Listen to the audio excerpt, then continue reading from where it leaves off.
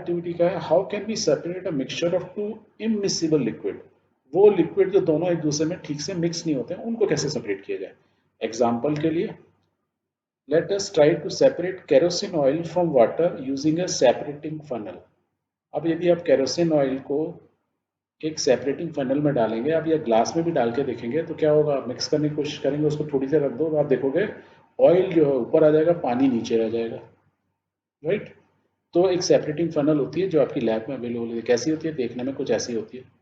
उसमें ऊपर से खोल के आप दोनों चीज़ें डाल देते हो, तो आप देखोगे थोड़ी देर छोड़ दोगे उसको, तो पानी क्या होगा, नीचे आ जाएगा और केरोसिन ऑयल ऊपर आ जाएगा।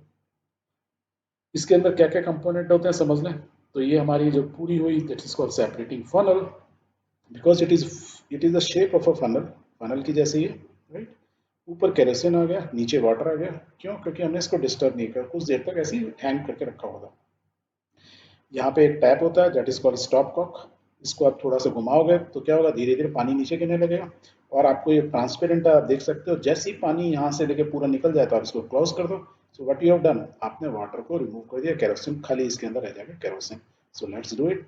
मैंने खोला तो क्या रह गया इसके अंदर, खाली केरोसिन ऑयल रह गया।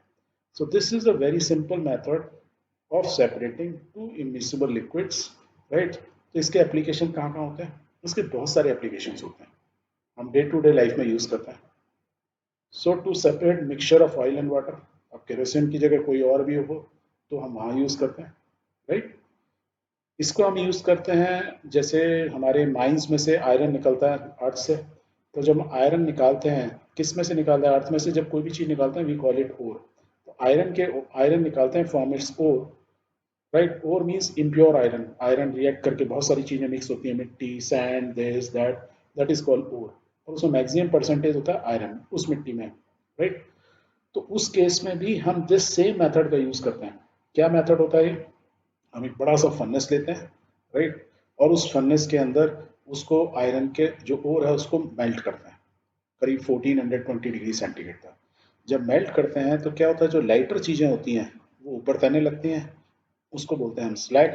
और जो नीचे हो जाता है that is called iron, iron heavy होता है। इसका यदि मैं साइड व्यू देखूँ तो ये जो कैटल होती है, इसको कैटल बोलते हैं, बहुत बड़ी, जिसके अंदर इसको भट्टी हिंदी में बोलो, उसमें इसको गर्म किया जाता है, राइट। तो ये जो ऊपर चीज तैर रही है, तो ये जो जितनी भी गंदगी होती है आयरन ओर के अंदर, वो सारी की सारी ऊपर तैरने लगती है। और जो गंदगी होती है उसको हम बोलते हैं slag. So the lighter part और द इम्प्योरिटीज और mixture of impurities that is called slag. और जो मोल्टन आयरन होता है, पिघला हुआ आयरन जो भारी होता है, वो नीचे रह जाता है। अब क्या करते हैं, इसको हम थोड़ा सा ऐसे टिल्ट करते हैं, तो क्या होता है, या नीचे होल करते हैं, तो होल करते हैं, क्या करते हैं, यहाँ से होल टैपिंग किया, उसको टैप करते हैं होल करके, और लिक्विड आयरन को बाहर निकाल लेते हैं। और जैसे ही ये नीचे तक पहुंचेगा फिर हम उसको टैप को बंद कर देंगे।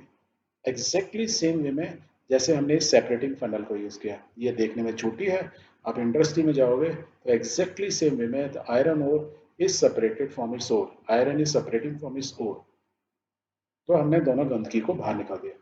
बहुत बार आपने ना गुड़ बनाने वाले देखे होंगे, गांव वगैरह में होते हैं, यदि आपने देखा हो, गुड़, गुड़ जो हम खाते हैं, राइट, उसको जगरी बोलते हैं। तो जगरी जहाँ बन रही होती है वहां जाके देखोगे ना, वो भी ना गुड़ के रस को, गन्ने के रस को उबालते रहते हैं। और उबालते हैं तो ऐसी गंदगी ऊपर तैरने लगती है। और एक आदमी क्या करता है, उसको एक छलनी से उसको साइड में करता रहता है और फिर उठा के बाहर फेंक देता है। तो वो क्या होता है, दोस्त जो लाइटर चीज होते हैं, that is called impurities.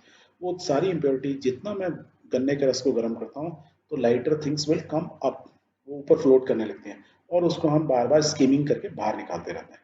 So again that is a same process, clear.